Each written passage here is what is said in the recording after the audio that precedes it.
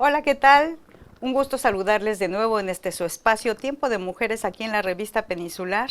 Tenemos ahora otra invitada muy especial, una mujer yucateca destacada en el mundo del arte, sobre todo en el mundo de la escultura. Ella es Rosario Guillermo, pero déjenme decirles que, como ella nos decía ahorita y seguramente nos lo va a comentar, eres Rosa Rosa María María del del Rosario Rosario. Guillermo Aguilar. Ella es una mujer que nació en Yucatán, tiene una formación académica y artística larguísima. Ahorita vamos a comentar algo de pues de toda su trayectoria, de su currículum, que es bastante amplio. No solamente es artista, es escritora, es académica, es docente y ha llevado el nombre de Yucatán a través de su arte, de su escultura, a muchos lugares del mundo. Bienvenida, Rosario, un súper gusto tenerte aquí en Tiempo de Mujeres. Es un gran honor que pues te hayamos atrapado en una visita a Yucatán porque ella reside desde hace muchos años en la Ciudad de México y es un placer tenerte aquí, Rosario. El placer es mío, por supuesto. Aquí vamos, le decía a Rosario hace un momento que nos gusta platicar con nuestras invitadas acerca de quiénes son ellas, no solamente en su vida profesional, sino también en su vida pues de origen, la familia de origen. Es muy importante, sobre todo para los yucatecos nos gusta mucho conservar ese origen. Siempre tenemos una melancolía, sobre todo quienes salen de nuestro querido terruño de Yucatán y se enfrentan a una vida pues muy dinámica, en este caso muy exitosa, seguramente con tropiezos y con muchas dificultades, Solo así. como todo mundo, solo así se obtiene el éxito. Y Rosario, pues logramos captarla antes de que se regresara a la Ciudad de México para tener esta entrevista con ella. Así es que de nuevo, pues muchísimas gracias, Rosario.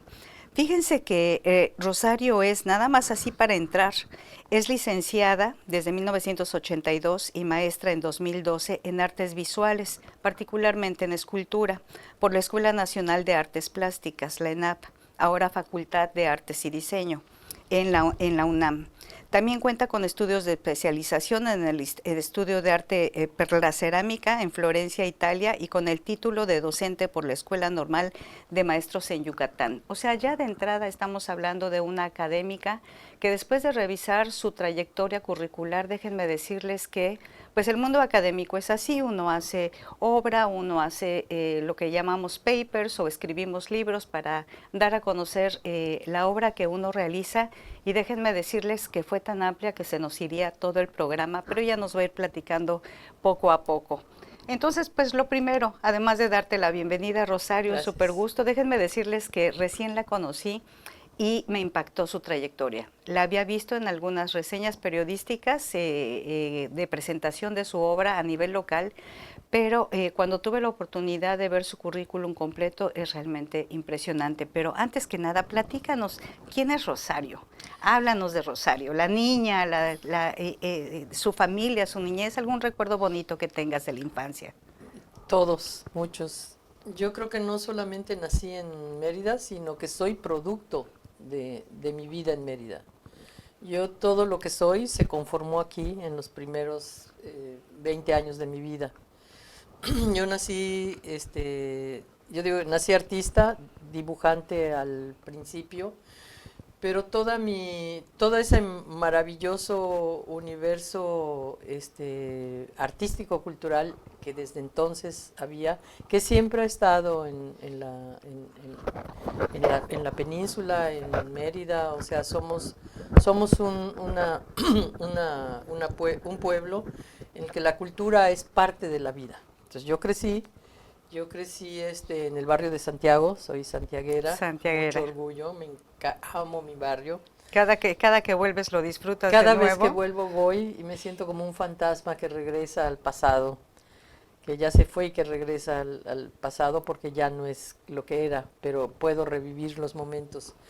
Em, Ahí teníamos el Teatro Variedades de los hermanos Herrera, Ah, ¿cómo entonces, no? y el Cine Rex y el Cine Rialto, y yo crecí en ese universo de creación. Y desde niña mis juegos todos eran relativos a la creación, es decir, al cine que veía los fines de semana, al teatro que veía los fines de semana y a mi dibujo que siempre me acompañó. Entonces, toda mi infancia, yo no sabía lo que era ser artista. Yo solo sabía que mis juegos, me doy cuenta ahora, era ni más ni menos hacer arte.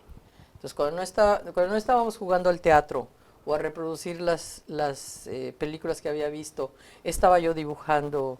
El piso de mi casa era blanco, era de mosaico blanco, de esos de cemento. Sí. Entonces yo dibujaba, pero como el piso era enorme, yo dibujaba todo muy grande. Ya después mi hermana pasaba el trapeador y no pasaba nada, ¿no? Ni me decía nada, porque tarde o temprano lo iba a borrar. El día siguiente yo empezaba uno nuevo y bueno, eso hice toda mi infancia.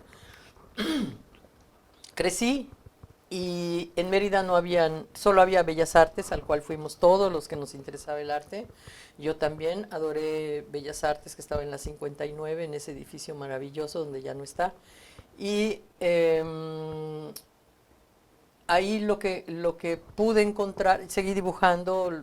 Lo primero que aprendí fue a dibujar en las clases con los buenos maestros que tenía en Bellas Artes, pero el teatro era más fuerte en Mérida. Entonces, cuando estaba con mis amigos, ¿qué hacíamos?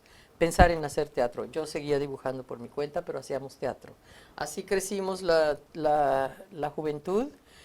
Obviamente llegó un punto en el que ya con cierta madurez y cierta información nos fuimos por el camino de hacer teatro lo más formal que se podía, que entendíamos. Se me olvidó decir de uno de mis lindos recuerdos, es que cuando yo tenía 12 años, con un vecino que me seguía en todo, hicimos un teatro. Su tío, que era carpintero, también le daba gusto en todo, entonces nos construyó un teatro en su casa. No me digas. Hicimos un teatro y con telones, su mamá nos hizo los telones y todo, o sea, qué lindos nuestros papás que nos apoyaban en todo esto. Y hacíamos teatro. En ese tiempo yo no sabía que se necesitaba un guión para poner obras de teatro, entonces improvisábamos en el escenario. Yo era más o menos la empresaria y contrataba a todos los niños de la cuadra que sabían cantar, bailar. Aquí es donde preguntamos, ¿tuviste algún referente vital, alguien que te influyera o era una iniciativa realmente nata? Yo creo que era una iniciativa nata porque mi abuelo paterno, que era médico, después de sus consultas escribía teatro, montaba las obras de teatro, pero además tocaba varios instrumentos musicales. O sea que sí hay una vena familiar. Hay varias venas, no solamente mi abuelo paterno hacía eso, sino que mi abuelo materno era orfebre. Entonces yo digo que él hacía esculturas en chiquito y yo hago esculturas en grandote. Ve nada más, ¿nos recuerdas los nombres de tus abuelos? Mi abuelo paterno, el médico, dramaturgo y músico, se llamaba José Guillermo, y creo que era su segundo apellido, no lo recuerdo, pero creo que era Patrón.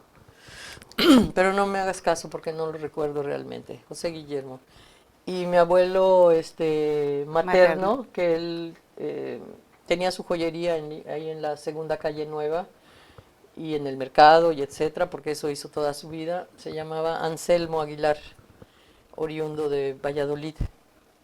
Pues yo digo que de ahí se resumió todo en mí. Sí, lo viste de alguna manera, ¿no? Sí. Durante la infancia. Sí, a mi abuelo paterno no lo conocí, esto lo sé, él murió más o menos joven. Digo, no jovencito, pero yo ya no lo conocí. Tal vez lo vi siendo muy chiquita alguna vez, pero no lo recuerdo. Pero mi prima Beatriz Rodríguez Guillermo, a quien extrañaré toda mi vida, la vida, que es un hueco en mi existencia, Me decía que ella también escribía y me decía que eso nos venía del abuelo. Ya venía Ya por venía, parte del sí, abuelo. Pues exacto. como pueden ver aquí con la mayor parte de nuestras invitadas, la familia tiene mucho que ver en esta beta.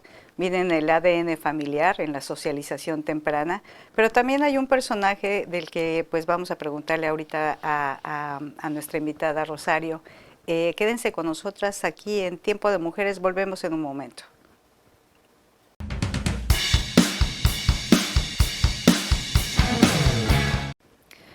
Pues estamos aquí de vuelta con Rosario Guillermo, escultora, una yucateca destacada, que se nos fue del terruño a vivir a la Ciudad de México, donde ha desarrollado toda su obra como catedrática, como docente en la UNAM, como escultora, como artista, como escritora de libros, que ahorita nos va a platicar también.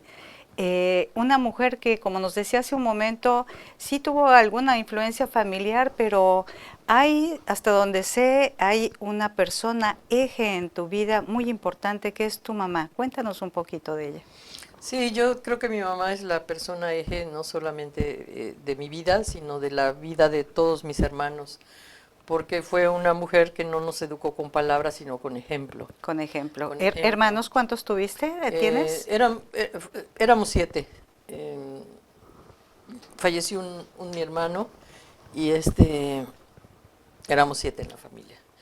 Yo justo en medio, con 3 chicos y 3 grandes, que dicen que eso tiene algo que ver, no sé si para bien o para Fuiste mal. la hermana sándwich. Exacto. ¿El nombre de tu mami? Socorro Aguilar Sosa. Sosa. Sí, que mi abuela fue también muy especial. Mi matriarca. Matriarca. No, era una abuela muy dulce, pero con mucha personalidad y mucho carácter. También a ella le debo mucho, porque ella era juarista y fue testigo de los movimientos feministas en Mérida. En Mérida. Entonces ella, pues cuando mi papá cuando yo tuve que entrar a la primaria, me llevó a una escuela de monjas y a mi abuela le pudo mucho. Entonces no dijo nada un año, pero al año le dijo, oye, eso no está bien. Ella tiene que ir a una buena escuela. Y entonces la buena escuela era una escuela fundada por una de las mujeres feministas que estuvieron en el Congreso feminista y feminista hasta la fecha. Ya era una señora grande, por supuesto, pero tenía una escuela, además a la vuelta de mi casa. ¿Qué escuela era? La escuela Las Leyes de Reforma, sobre la calle de 72. ¿Y quién había sido la fundadora? La fundadora fue Pastorita Borges. Y y era una mujer de lucha. Yo a esa sí la conocí.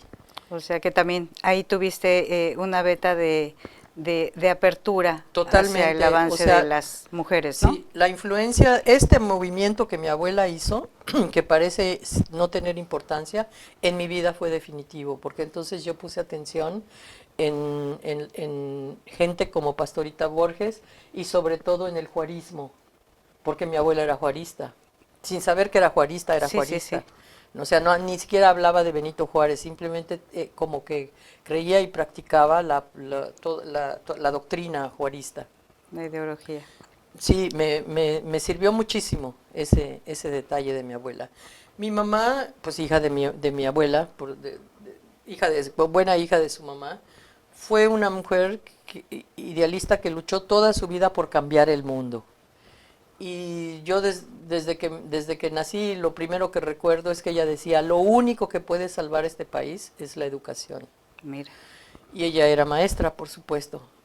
Y pudiendo haber tenido una posición cómoda y confortable, no, ella fue maestra rural y para ella no era un problema ir todos los días lejísimos a dar clases y regresar de lejísimos, porque ella estaba haciendo lo que yo hago ahora y que yo lo llamo hacer patria. Pero nunca nos dijo, hay que hacer esto, o vean cómo. No. Es más, cuando decían, pero llévame a la hacienda. Y decía, sí, si sacas 10 y te portas bien, te llevo. O sea, gánatelo. Gánatelo. Gánate esa friega que ella se ponía todos los días como algo ideal. Claro, y además regresar desde allá para poder atender a 7 hijos, como eran las mujeres de aquella época, mujeres de roble, que como se dan cuenta, siempre tenemos un ascendente materno o de abuelas o de mujeres que finalmente nos dan un gran ejemplo. Pero platícanos pues así resumidamente, vamos a tener que hacer una entrevista número 2 para poder alcanzar, ver un poco más tu trayectoria completa. ¿Cómo es que te nos vas de Mérida? Pues porque aquí nada más había Bellas Artes de Mérida y ya había dibujado todo lo que tenía que dibujar en Bellas Artes y ya había hecho todo el teatro dentro y fuera de Bellas Artes. Y lo que yo sabía muy bien que yo no quería ser ni dentista ni abogada y mi mamá me dijo, pues no te puedes ir de aquí sin un título. Entonces yo dije, ¿cómo? Si yo quiero me puedo ir, sí, pero me entregas un título. Y entonces ve a buscar lo que dices que no hay aquí. O sea, te dieron dos oportunidades. Ujú. Una, forzarte a tener un grado antes Ujú, de irte, ujú. pero además en aquella época, pues estaremos hablando de los años 70. 60, casi 70, No, no, 60. muy 60, fíjense, nada más una época donde todavía las mujeres debían cumplir el sagrado mandato de casarse, tener hijos, cuidar el hogar, y aquí una madre impulsa a una hija, lo cual era raro en la época, a que se vaya a la Ciudad de México, que era un mundo que nada más se les permitía a los varones de la Sí, época. ¿Cómo de es que te hecho, lanzas? Ujú. de hecho mis hermanos ya se habían ido a estudiar a México, Ah, pero mi mamá pues no era una mamá cualquiera, o sea, mi mamá entendía y alguna vez me contó lo difícil que fue, me lo imagino, dejarme ir a la Ciudad de México no, y sola. Claro, teníamos unas tías ahí que yo iba a estar con ellas, pero pues yo me iba y no, y quién sabe qué iba a pasar conmigo, claro. pero ella comprendía mi necesidad, Fue visionaria y te fue muy respetó. visionaria y siempre me dijo, si lo que quieres no está aquí, está bien, pero no te puedes ir así nada más. ¿Qué estudiaste entonces y qué logros tuviste académicamente? Fíjate que atinadamente estudié la normal, porque cuando hicimos este pacto yo estaba en la prepa. Entonces, cuando hicimos este pacto dije, esto me va a tomar 3 años, la prepa, y luego una Una otra carrera. carrera. No tengo tiempo. Entonces, supe que para la normal no necesitaba la prepa y que eran solo 3 años, me fui a la normal. Lo cual me encantó y además era lo que ella había hecho. Entonces entendí muchas cosas de mí y de mi mamá. Y la hice con mucho gusto. De hecho, mi tesis en la normal fue de teatro, sobre teatro. Mira, Teatro para niños, teatro de adultos para niños, teatro de niños para adultos, o sea, así en toda la variante. Entonces, lo mío estaba amarrado, no había nada más que hacer. y llegas a la UNAM entonces y qué estudias. No, yo llego a la Ciudad de México y me pongo a hacer teatro, pero en la Ciudad Ah, de México descubro que en el teatro profesional, aquí hacíamos todo, o sea, entre todos escribíamos la obra que obviamente el autor principal y el que escribía el guión bien, el armazón completo era uno de nosotros, Fernando Muñoz, y después todos metíamos ahí, pero él era el dramaturgo. A la hora de la dirección era el director, pero todos aportábamos y entonces era un trabajo colectivo, era un performance creativo. Y cuando llego a la Ciudad de México veo que o eres escenógrafo, o eres actor, o eres director. Y digo, ok, bueno, pues soy actriz y hice como 8 años buen teatro, porque pues yo todo me lo tomo en serio. A los 8 años dije, esto no me gusta de nada más ser actriz. Y en ese momento el teatro era muy comercial. Empezaba el teatro de la UNAM y uno no tenía acceso si no había estudiado en la claro. UNAM teatro. Entonces yo dije, yo entré a la compañía de teatro helénico y ahí me sentí muy cómoda porque era teatro culto, era buen Un buen teatro teatro. y muy importante. Las grandes estrellas hacían teatro, yo lo agarré de nicho. Aparte de que, bueno, pues a los directores les gustaba mi trabajo, entonces yo estaba en todas las obras de teatro y así fui ascendiendo en papeles en el teatro clásico. Y después me di cuenta que me iba a quedar ahí toda mi vida haciendo teatro clásico y jamás llegaría a ser Ofelia Guilmain, porque Ofelia Guilmain no hizo su carrera solo haciendo teatro clásico, sino haciendo otras cosas, y si esas otras cosas no me gustaban. A mí me gustaba el teatro. Entonces dije, creo que estoy perdiendo mi tiempo.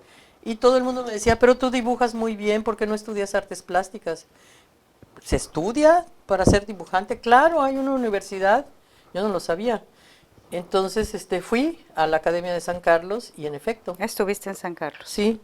Y yo apliqué así como, pues por no dejar, porque ya ya era un nicho en el que yo encontraba refugio. Y dije, luego me voy a meter a la UNAM a estudiar teatro para quedarme en el nicho teatral de la UNAM, pues va a ser lo mismo. Entonces dije, no, no es por aquí. En efecto, voy a explotar mi otra vena, que es el dibujo. Y cuando llegué, para mi sorpresa, me admitieron y pues dije, ahora sí, ya no hay vuelta atrás. Yo seguía haciendo teatro, pero ya estaba yendo a la universidad. Y ahí descubrí que no solamente había dibujo, la pintura nunca me llamó la atención, que había otras cosas y ahí descubrí la escultura. Ahí es cuando descubres Ahí en descubro la los talleres escultura. de escultura. Exactamente. ¿El barro fue lo primero como Sí, técnica? sí, porque yo tenía 8 años perdidos y andaba buscando a los mejores maestros de la escuela. Y alguien me dijo, dije, ok, descubrí la escultura y dije, ¿quién de escultura es el mejor maestro de escultura? Y entonces me dijo, ay, pero no te va a gustar. Hay una muy buena, pero no te va a gustar. ¿Por qué? Porque es muy estricta, muy exigente. Eso es lo que quiero. Y en ese momento me dijeron, ay, pues es una mujer con educación germana y bueno, pruébala. Y fui al taller de la maestra Gerda Gruber, que hoy vive en Mérida. Bueno, que hace Ah, ella fue tu maestra. añales que vive Ajá. en Mérida. Sí, Sí, sí, yo la sí, traje una cómo no. Navidad a Mérida a pasar Navidad, porque estaba muy solita en México, Y ya se quedó. y le encantó. Dijo, aquí quiero vivir. Mira, Sí, entonces fue ella ella tu fue gran mi maestra. maestra. Y ella me descubrió el mundo de la cerámica, porque ella era una fanática de la cerámica mexicana precolonial. Sí. Y entonces a través de ella descubrí toda esta mundo Este mundo. fantástico de lo que era ser algo que yo ya era, heredera de esa cultura. Qué siente Rosario cuando encuentra esta gran beta? Eh, es un tanto inútil preguntarlo, o sea, ¿qué es lo que te ha dado la escultura en términos internos, como mujer, como profesional, como ser viviente? Yo encuentro que, lo sé hoy, que en la escultura pude fusionar todo eso que yo fui toda mi vida. Ya. El escenario, el movimiento escénico, el dibujo. Yo no sabía que existía la escultura, aunque las había visto, pero no entendía o nunca me cuestioné qué era hacer una escultura. Construía objetos móviles, con tierra, con piedras, o sea, yo era todo eso sin saberlo. Entonces en la escultura encontré que todo eso se fusionaba. Por eso también cuando lo vi, dije, de aquí soy, esto es lo mío. Y empecé a practicarlo y cada vez me fui metiendo, convenciendo más y más y más de que eso era lo mío. Y ya jamás me salí de ahí. ¿Nunca te saliste de ahí? No, yo sigo dibujando, nunca he dejado de dibujar. Cuando, no sé, estoy en un proyecto en el extranjero o en un viaje a algún lado, siempre tengo mi cuaderno porque dibujar es parte de tu esencia, es finalmente. parte de mi esencia. A veces llego tan cansada a mi casa que lo que me relaja es sentarme en el caballete a dibujar una hora, me relaja y ya me puedo ir a dormir. Eso es parte de lo que uno trae como vena natural, pero además se convirtió en escultora, pero viendo su currículum también nos damos cuenta que ella pues has dado cursos en la Escuela Nacional de Pintura, Escultura y Grabado, la Esmeralda del Instituto de Bellas Artes y en la Facultad de Artes de la Autónoma del Estado de Morelos, así como en una serie de cursos, sobre todo no solamente nacionales, sino también internacionales. Para empezar así en unos segunditos, dinos cómo te inician en este mundo de la docencia. Fíjate que yo terminando la licenciatura, la beca para Italia me la había dado la UNAM. Entonces parte del contrato con la UNAM era que a mi regreso yo tenía que enseñar 2 años lo que fui a estudiar a Italia. Entonces regresando me incorporé a al grupo docente como maestra adjunta de la maestra Gerda, que ella enseñaba escultura, y me dijo, ok, tú enseña la técnica. Entonces estuve 2 años con ella, hasta que a los 2 años la maestra Gerda, ya conociendo Mérida, ya echándole ojitos a Mérida, me dijo, yo ya me voy, te quedas No me con el digas. taller. Pues vean nada más, una trayectoria que tuvo, pues los astros se alinearon, pero más que nada un proyecto de vida que tenía muy claro desde niña. Nuestra escultora invitada, ella es Rosario Guillermo. Quédense con nosotras aquí en Tiempo de Mujeres, volvemos en un momento.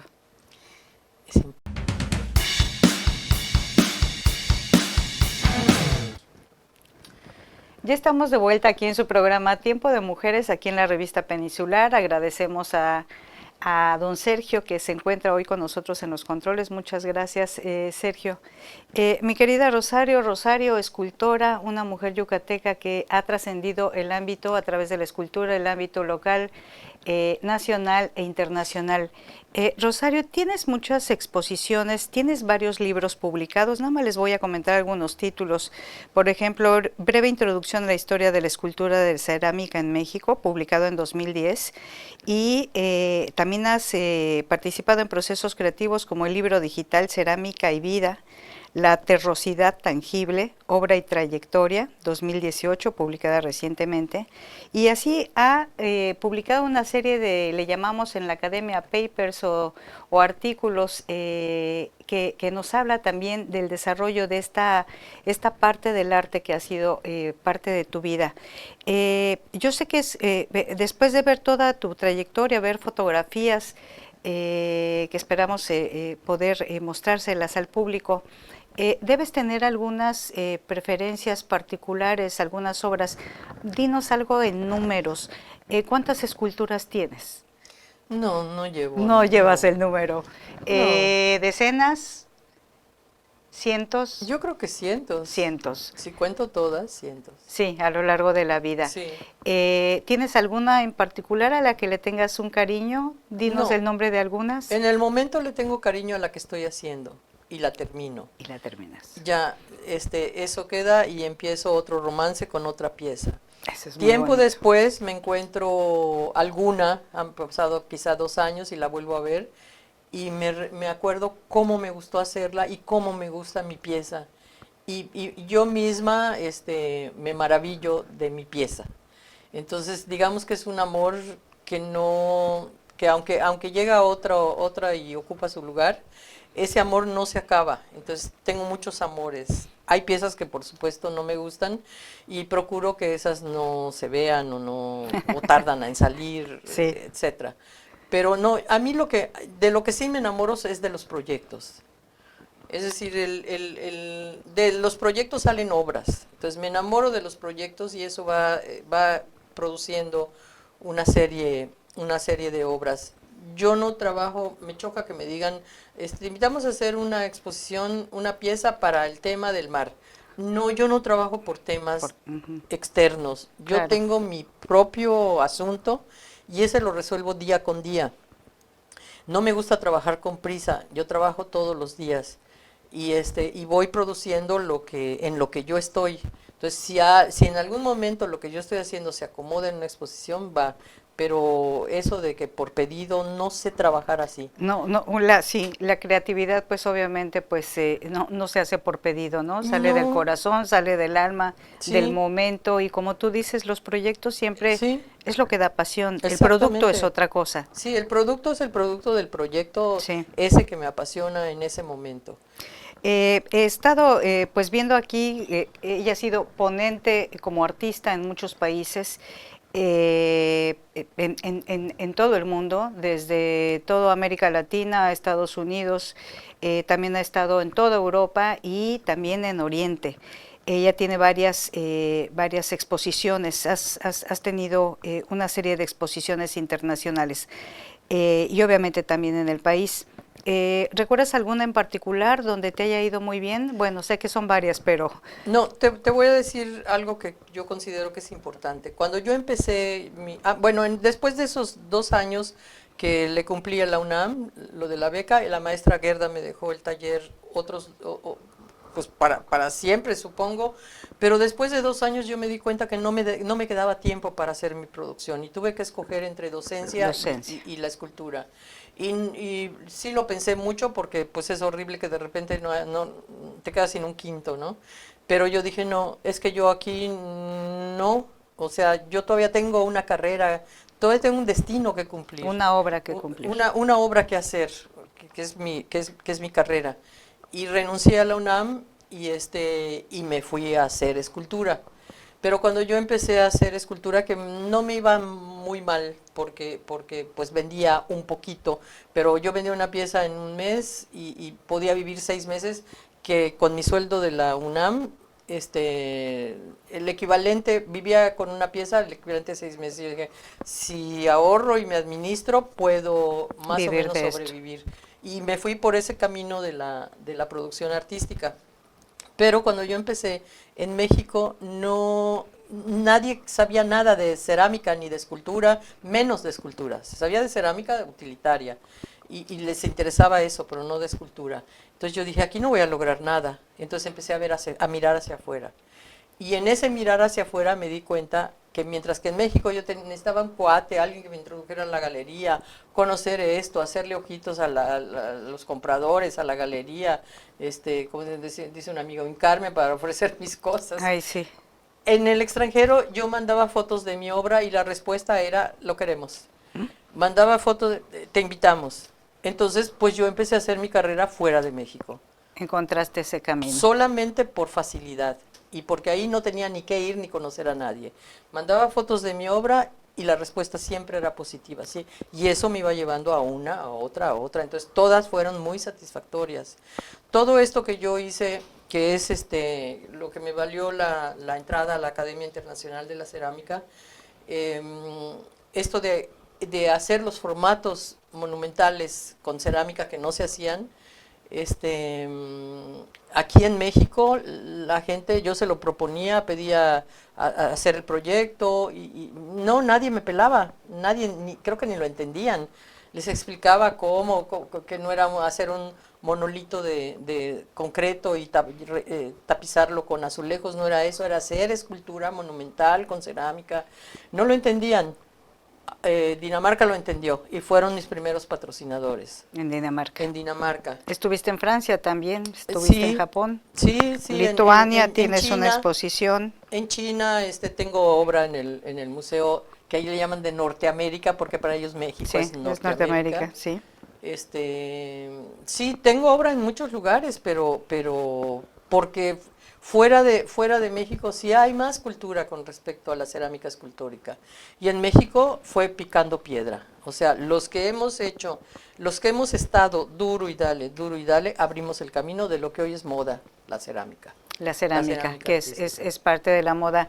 Vi en una nota buscando tus antecedentes de trabajo, tienes donaciones, hay obra que la gente puede aquí en Mérida puede tener acceso a tu trabajo. Sí, tengo donaciones mínimamente, tengo obras en comodato, por supuesto. O sea, ¿tienes alguna exposición ahora o próximamente o algún lugar donde la gente al menos pueda pues visitar alguna de tus obras? Mira, llega un momento cuando ya eres una artista madura en que las exposiciones, mientras menos tengas, mejor.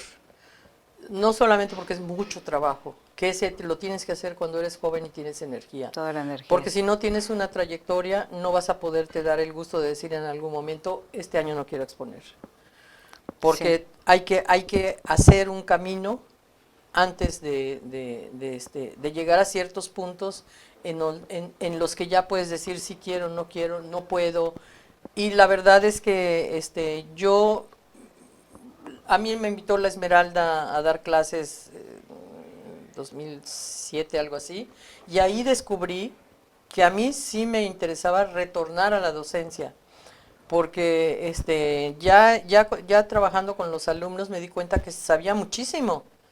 ¿Y qué iba a hacer con todo eso que sabía? Dije, no me lo voy a llevar a la tumba. Y al ratito de todo esto, la UNAM me detectó que yo ya estaba dando clases en la Esmeralda. Y la UNAM me dijo, oye, tú eres de aquí, ¿por qué estás allá? Pues porque de aquí nadie me ha invitado. Inmediatamente, vente a la escuela y ya me reclutaron para la docencia. Y yo dije, pues sí, voy a complementar con esto porque yo ya no tengo que estar picando piedra y me queda tiempo para la docencia. Entonces, tener exposiciones o no es algo que no me preocupa. Ya estás en otra etapa. Sí, porque la producción ya no es en función de la exposición, mi producción ya es en función, como siempre lo ha sido, de los proyectos. Pero ahí está la obra. Quien la quiera, ahí está. Si alguien me propone una exposición, ahí está. De hecho, ahorita tengo obra expuesta en una galería que me dijo, quiero la obra, ok, pero ya uno ya no está en edad de andarse ahí tocando puertas y Sí, todo el así es. trabajo. Has tocado un tema muy importante que me gustaría invitarte en otra sesión para que hablemos de cómo las mujeres cuando llegamos ya a una etapa pues de adultez mayor, esta madurez nos lleva también pues a seleccionar, a decir qué es lo que uno quiere, Sí. qué es lo que uno puede, qué es lo que uno quiere disfrutar. Rosario, ha sido un súper placer, el tiempo es muy corto para una trayectoria tan grande, pero esperamos que nos vuelvas a visitar. Pues agradecemos que como yucatecos tengamos una digna representante que ha estado en todos los ámbitos, no solamente en la academia, sino como artista en todo el mundo a nivel nacional, que ha sido docente, que ha sido escultora y que ahora regresa a la docencia, pero con un nuevo sentido de vida, del que pues nos gustaría hablar más adelante. Un súper gusto, Rosario, esta es tu casa. El gusto es mío. Aquí en Tiempo de Mujeres. El mío es gusto, Un gusto es mensaje mío, final, Gina. muchas gracias. Un mensaje final para nuestro público. Pues mira, es increíble ver la manera brutal en que el paternalismo ha excluido a las mujeres, sobre todo a las mujeres artistas, porque hay una cantidad de mujeres artistas que cuando las ves y las comparas, nada que ver, son mejor la obra de las mujeres, pero en mucho, en mucho. Pues ahí está. Tenemos un súper tema para la siguiente entrevista con nuestra querida Rosario Guillermo. Muchas gracias. Gracias. Gracias a ustedes por estar una vez más aquí en Tiempo de Mujeres. Los esperamos, las esperamos la próxima semana. Que estén bien.